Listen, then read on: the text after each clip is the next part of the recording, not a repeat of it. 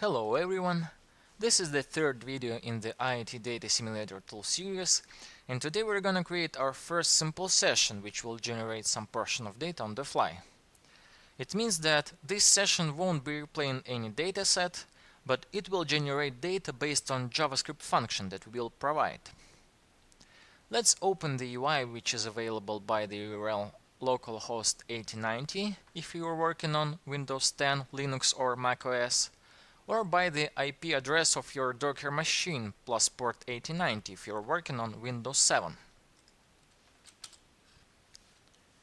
Okay, let's start. To create new session, we should go to the Sessions tab, which is open by default now, and click Create New Session button.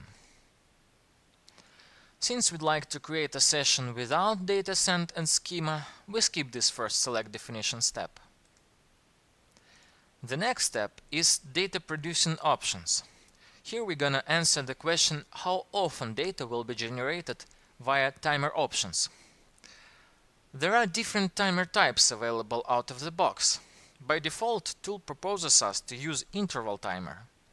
If interval timer is selected, data will be generated and sent to external target system with some predefined period. It is 5 seconds by default. There are also random and custom function timers available. We will take a closer look at them later. Let's update data generation interval to 1 second and proceed to the next step. We're not gonna use devices in this session, so we'll skip this step. And here we've entered the data processing rule step. On this step, we're gonna specify the payload that will be sent to an external target system. Since we create the session without schema, the tool doesn't know anything about data structure, so it provides the most flexible way to specify the payload via JavaScript function. As you can see, here we have editor window with some JS function that is set by default, and we're gonna send an object with one timestamp property. Also note that there are some helper libraries available in JavaScript function body, such as moment.js and Lodash. Let's use this default function and proceed to the next step. One more thing we need to specify is where exactly generated data is going to be sent to. And this is what we're gonna do on the select target system step. For demo purposes, we'll use dummy target system. It just pretends to send data to some external system and perfectly fits our demo needs.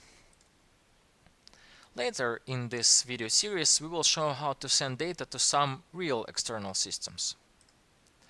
And on the last step, let's give our first session some name.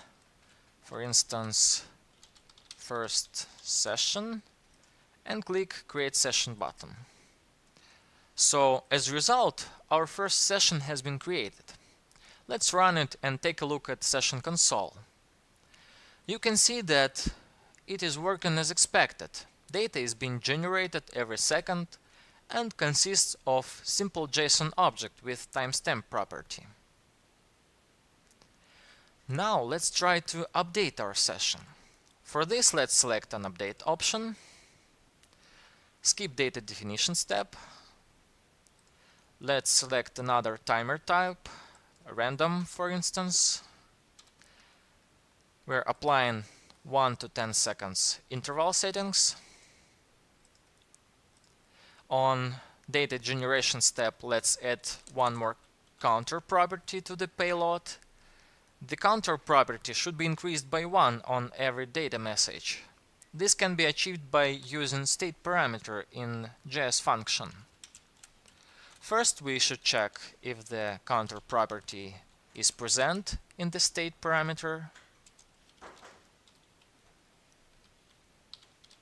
Initialize this property with 0. And then increase it by 1.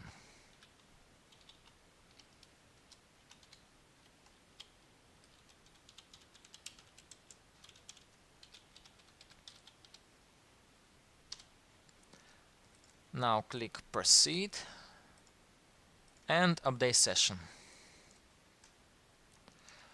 Okay, let's run our session one more time.